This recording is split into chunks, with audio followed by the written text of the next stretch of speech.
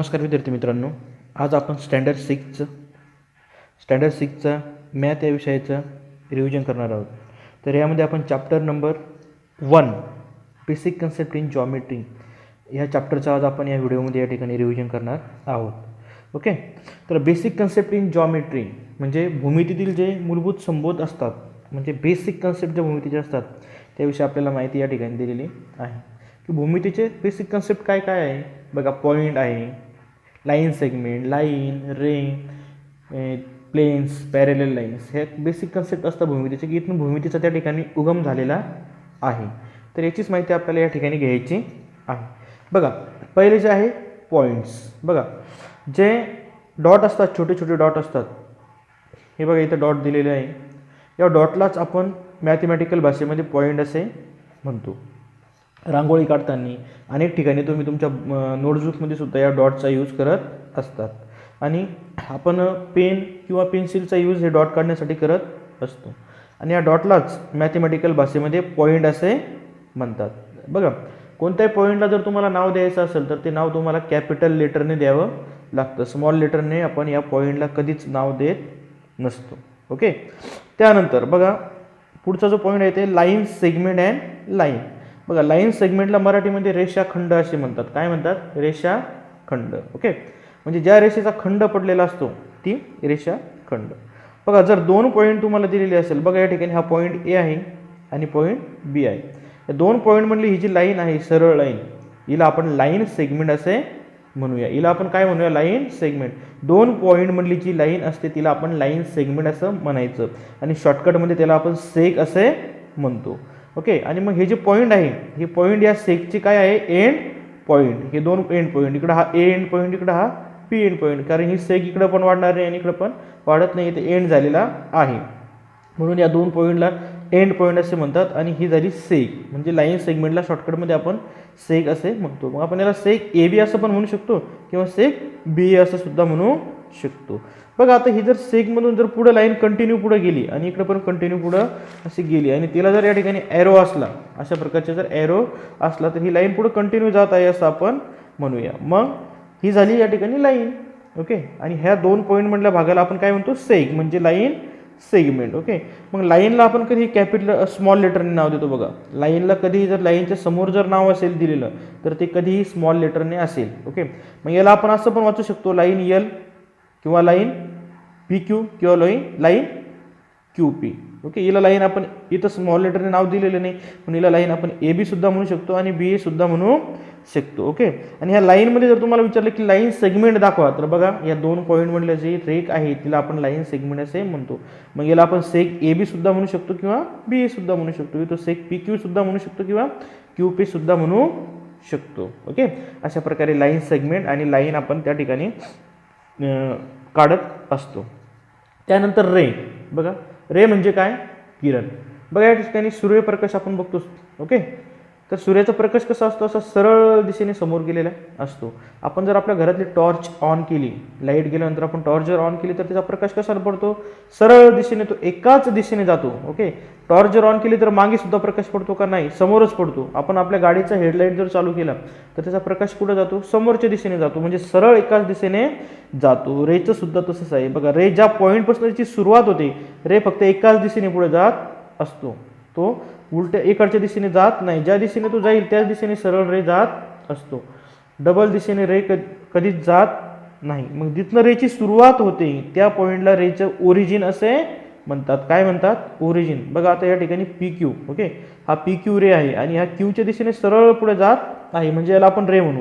हा जर इकडे सुद्धा जर जात असता तर हा रे झाला असता का? नाही. मग ती एक लाईन तयार झाली असते. परंतु एकाच पॉईंटमधून निघून एकाच सरळ दिशेने, कोणत्याही सरळ दिशेने, कोणत्याही दिशेला जाऊ द्या, फक्त एकाच दिशेने जर एखादी लाईन जात असेल, ओके, तर तिला आपण रे असे म्हणतोया. ओके, आता याचं वाचन जे आहे, हा झाला पी जो पॉईंट झाला, हा या रेचा ओरिजिन आहे, म्हणजे इथून या रेचा आरंभ झालेला आहे. रेचं कधी आपल्याला वाचन करायचं असतं तर ते कसं करायचं?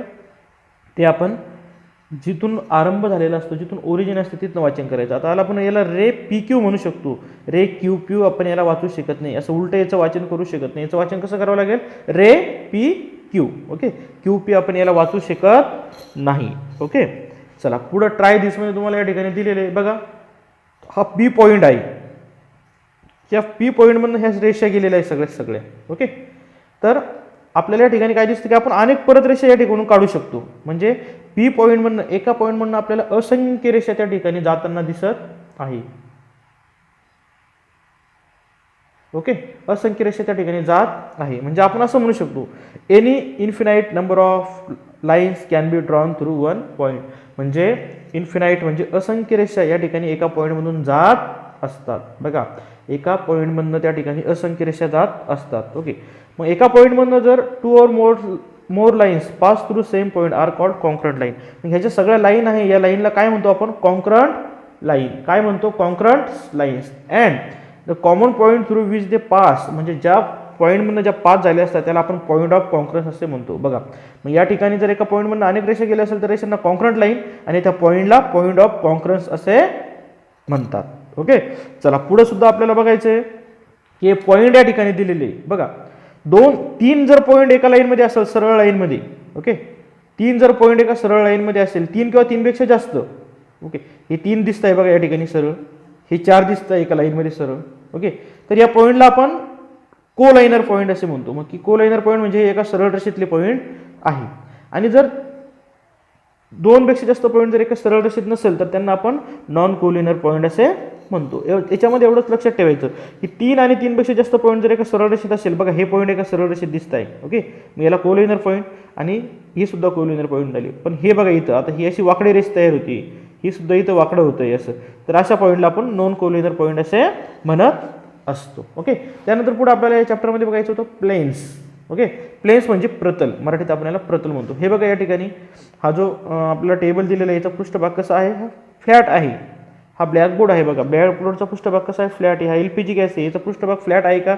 नाही, याचा सर्क्युलर आहे. ओके, तर जो फ्लॅट सरफेस असतो त्याला आपण मॅथमॅटिकल भाषेमध्ये प्लेन असे म्हणतो. पण तो फ्लॅट सरफेस कसा पाहिजे? बघा, हा जर आपण टेबल आहे, हा जर आपण ठरवलं की 4 साईडने याला आपल्याला वाढवायचं आहे, मोठा टेबल करायचा आहे तयार, तर आपण तयार करू शकतो. ओके, हा ब्लॅकबोर्ड जर आपण म्हटलं की आपल्याला 4 साईडने वाढवायचं तर याला आपण वाढवू शकतो. मग मॅथमॅटिकल भाषेमध्ये जो 4 साईडला जो वाढत असतो, ओके, त्याला आपण प्लेन असे म्हणतो. म्हणजे जो in mathematics a flat surface is called plane. Okay, सोपं आहे की नाही? त्यानंतर पॅरेलल लाईन. बघा, पॅरेलल लाईन म्हणजे समांतर रेषा. बघा या ठिकाणी नोट्सबुक दिलेली आहे. बघा, हे जे नोट्सबुकच्या लाईन असतात आपण, हे कसे असतात? पॅरेलल.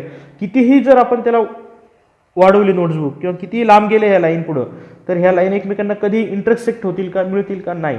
मग ज्या लाईन एकमेकांना कधीच इंटरसेक्ट होत नाही, the line which lie in the same plane but do not intersect say to the parallel to each other. म्हणजे ज्या लाईन्स एकाच प्लेनवरती असतात, एकाच ठिकाणी असतात, परंतु त्या एकमेकांना कधीही इंटरसेक्ट होत नाही, त्यांना आपण पॅरेलल लाईन असे म्हणतो. आणि ज्या लाईन एकमेकांना इंटरसेक्ट होतात, छेदतात, त्यांना आपण इंटरसेक्टिंग लाईन असे म्हणतो. त्यांना काय म्हणतो आपण?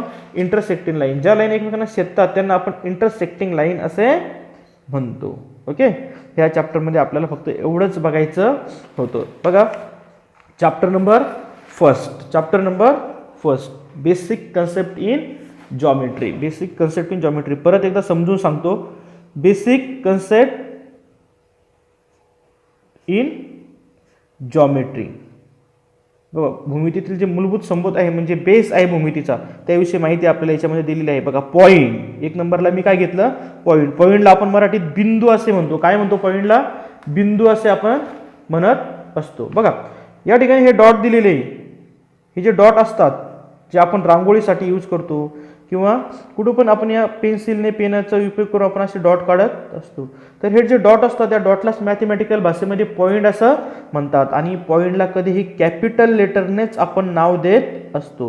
कधीही स्मॉल लेटरचा या ठिकाणी नाव देण्यासाठी यूज करायचा नाही. पॉईंटला जर नाव द्यायचं असेल तर ते कोणत्या लेटरने द्यायचं? कॅपिटल लेटरनेच द्यायचं, स्मॉल लेटरने पॉईंटला नाव द्यायचं नाही. त्यानंतर 2 नंबरला जे आपण बघितलं ते काय बघितलं?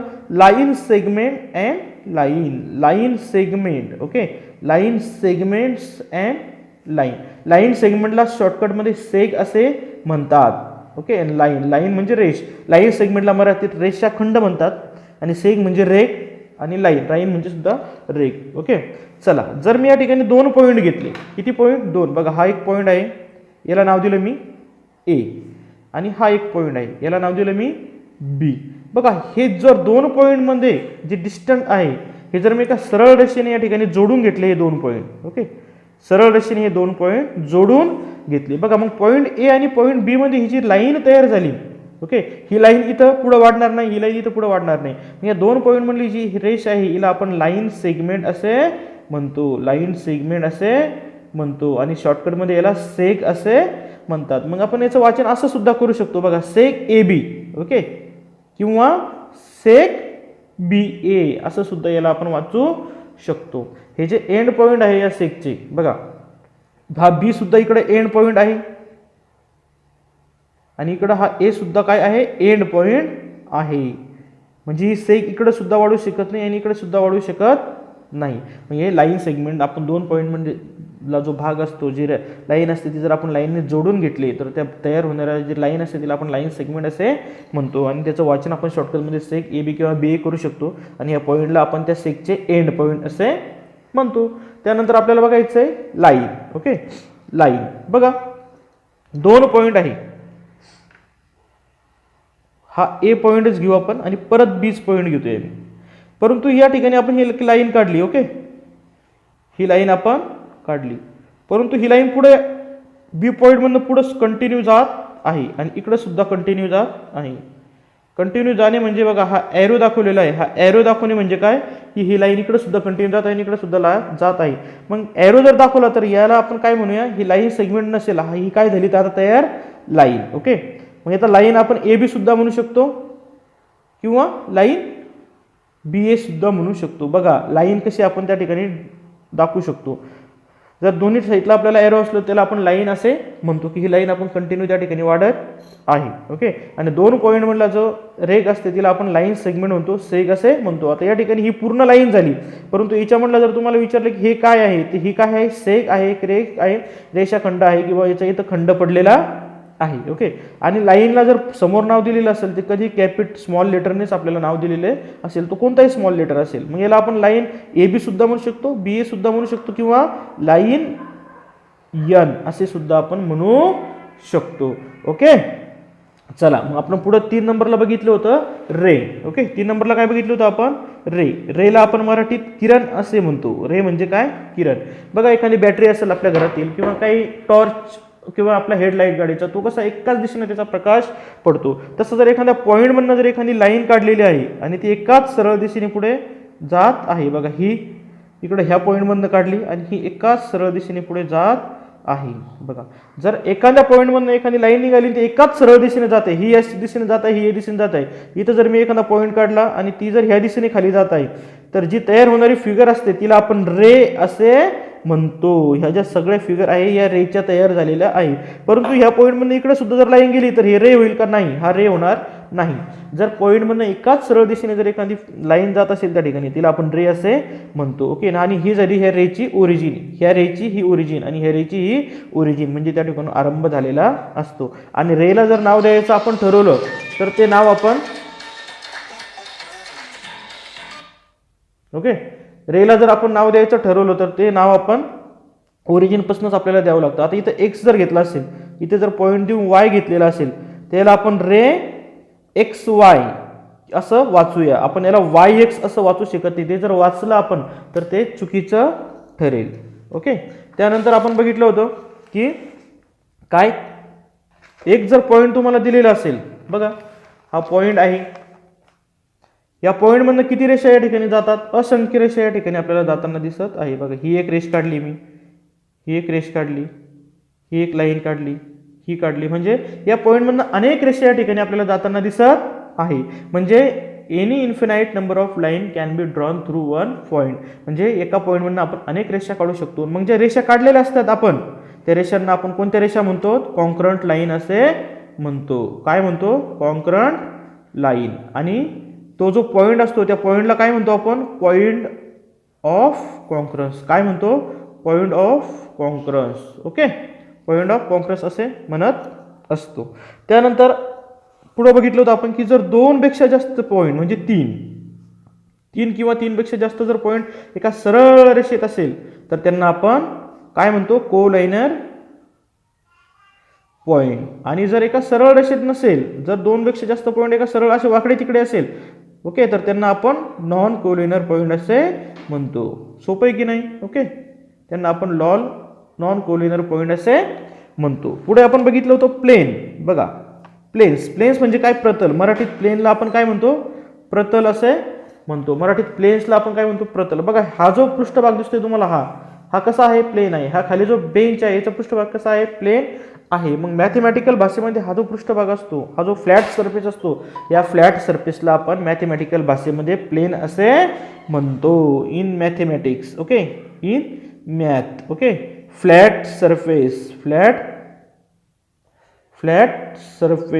Is called plane. जो फ्लॅट सरफेस असतो की जो चारही साईडने आपण वाढवू शकतो त्याला आपण प्लेन असे म्हणतो. त्यानंतर आपण बघितलं होतं पॅरेलल लाईन. काय बघितलं होतं? Parallel line. बघा, ह्या दोन लाईन आहे, पकडा, ही एक लाईन आणि ही एक लाईन. दोन लाईन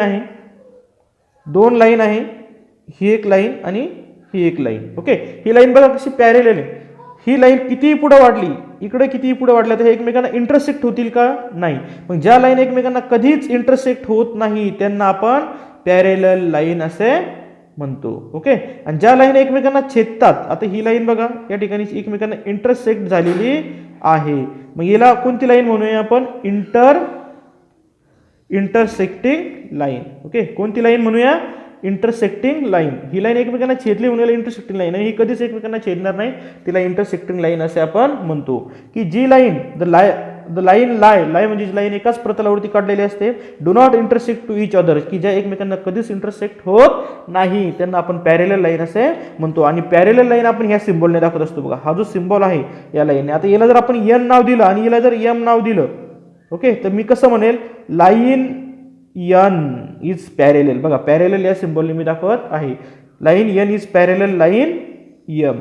ओके, अशा प्रकारे पॅरेलल लाईन आपण दाखवत असतो. या चॅप्टरमध्ये आपण एवढंच या ठिकाणी आपल्याला अभ्यास करायचा होता की पॉईंट्स. ओके, की मॅथमॅटिकल भाषेमध्ये आपण डॉट्सला पॉईंट म्हणतो. पॉईंटला आपण कॅपिटल लेटर्सने नाव देत असतो. त्यानंतर लाईन सेगमेंट, दोन पॉईंटमध्ये जर जो भाग असतो जर आपण एका रेषेने जोडला तर त्याला लाईन सेगमेंट असे म्हणतात, आणि शॉर्टकटमध्ये त्याला सेग असे म्हणतात. ओके, त्यानंतर लाईन म्हणजे जर एरो असले आपल्याला त्या लाईनला दिली त्याला आपण लाईन असे म्हणतो, आणि लाईनला स्मॉल लेटरने आपण समोर, लाईन एरोच्या समोर स्मॉल लेटरने सुद्धा आपण त्याला नाव देऊ शकतो. त्यानंतर रे, एका पॉईंटमधनं जर एखादी रेष एकाच सरळ दिशेने जात असेल तर तिला आपण रे असे म्हणतो. आणि रेचं वाचन ही कधी ओरिजिनपासून जिथून तिची सुरुवात झालेली असते तिथनं आपल्याला रेचं वाचन करावं लागतं. एका पॉईंटमधनं जर असंख्य रेषा त्या ठिकाणी निघत असेल, infinite number of line can be drawn through one point, त्या लाईनला आपण कॉन्क्रीट लाईन म्हणतो, आणि त्या पॉईंटला पॉईंट ऑफ कॉन्क्रीट असे म्हणतो. दोनपेक्षा जास्त पॉईंट म्हणजे 3, आणि 3 पेक्षा जास्त जर पॉईंट एका रेषेत असेल तर त्या पॉईंटला आपण कोलायनर पॉईंट म्हणतो, आणि नसेल तर नॉन कोलायनर पॉईंट म्हणतो. प्लेन, बघा, जो फ्लॅट सरफेस असतो मॅथमॅटिकल भाषेमध्ये त्या फ्लॅट सरफेसला प्लेन असे म्हणतात, आणि ज्या लाईन सरळ असतात ज्या कधी एकमेकांना इंटरसेक्ट होत नाही त्यांना आपण पॅरेलल लाईन असे म्हणतो. आणि पॅरेललचा सिम्बॉल या ठिकाणी दिलेला आहे. या पाठामध्ये आपल्याला एवढाच अभ्यास करायचा होता. आता व्यवस्थित प्रॅक्टिस सेट सोडवायचा आहे तुम्हाला. हा प्रॅक्टिस सेटवर म्हणजे तुम्हाला कोलिनर पॉईंट, ओके, रे, लाईन सेगमेंट आणि लाईन दाखवायची आहे या फिगरमधनं. या ठिकाणी या लाईनचे डिफरंट नाव लिहायचे. बघा, याला आपण लाईन एल म्हणू शकतो, लाईन ए बी म्हणू शकतो, लाईन ए सी म्हणू शकतो, लाईन ए डी म्हणू शकतो, लाईन डी सी म्हणू शकतो, काही आपण डी बी पण म्हणू शकतो. ओके, असे आपण असंख्य नावं म्हणजे खूप काही नावं तिला देऊ शकतो. या ठिकाणी या फिगर या ठिकाणी काय करायच्या? मॅच करायच्या आहे. आणि या ठिकाणी पॅरेलल लाईन दाखवायची आहे, कॉन्क्रीट लाईन दाखवायची आहे, आणि पॉईंट ऑफ कॉन्क्रीट तुम्हाला दाखवायचे आहे. अशा प्रकारे हा प्रॅक्टिस सेट सुद्धा तुम्हाला सोडवायचा आहे. ओके, या चॅप्टरमध्ये आपण एवढंच या ठिकाणी आपल्याला बघायचं होतं. व्यवस्थित याचं रिव्हिजन करा. Okay, bye.